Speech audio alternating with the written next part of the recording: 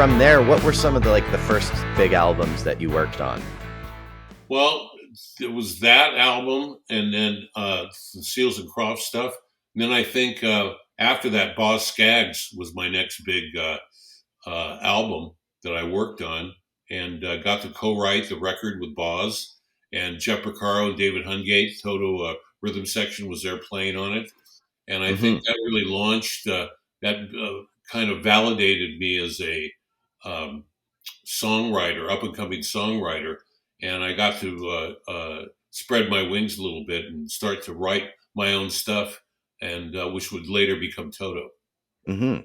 And it was funny. I was going to bring up There it is. this album, Silk Degrees, yeah, with Boz Yeah. Scaggs, and it was sort of a last chance record for Boz, who hadn't really hit it big yet. So going into that record, did you think it was just going to be sort of like another job, or did you think like, oh, we've got something special here? I thought we had something special here. I thought it was a golden opportunity to really spread our wings and let them hear what we were all about. You know what I mean? Partially because I was able to lay down the music, a lot of music for Boz to write lyrics for, because he's a great lyricist, and he wrote all the Mm-hmm. lyrics on that except for one song, "Love Me Tomorrow," which I wrote, and but he's a great lyricist and came up with some great melodies on top of things like Lowdown and Lido Shuffle. And I think it was just a magical experience. It was a good marriage. Mm-hmm.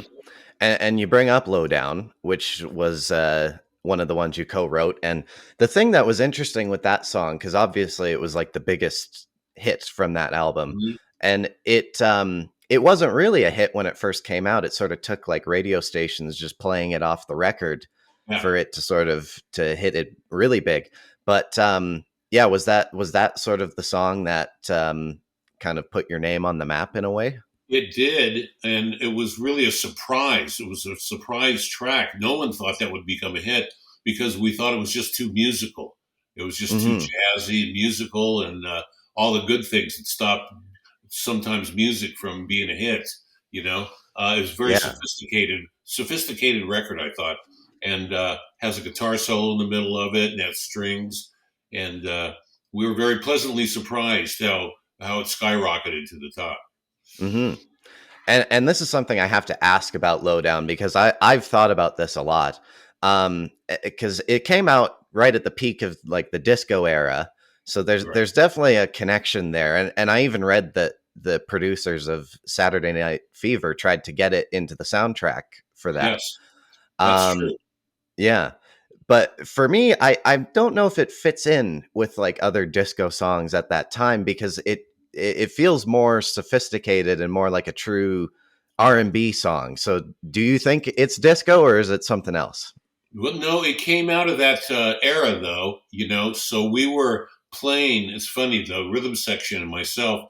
We had been playing on other people's disco records, so we were familiar with the beats, and so Hmm. we were just trying to raise the bar with disco music and make it something into an intelligent kind of song or something that had some meat to it. You know, so Yeah. but the funny thing about Saturday Night, I read a thing in John Travolta's book where he said they cut all the dance scenes in Saturday Night Live to Lowdown, that they used it, you know. So it Right. was going to be on the soundtrack, but I think someone intervened and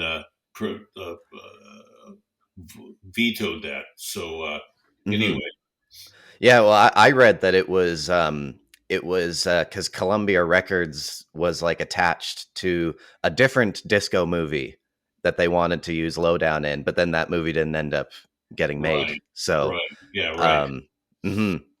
Uh, anyways, so you mentioned when you're making Silk Degrees that you had Jeff Porcaro and David Hungate, who, of course, you would be in Toto with. Was that the record where you guys went like, "Hey, we should start a band"?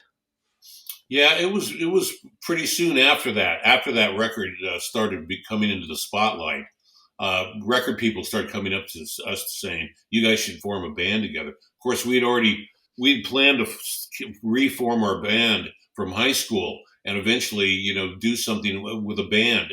So it seemed like a good idea because we were also playing live with Boz. So they were able to see that we could also knew how to perform and had stage presence as well. Mm-hmm. So Mm-hmm. it was a package with a bow tied around it.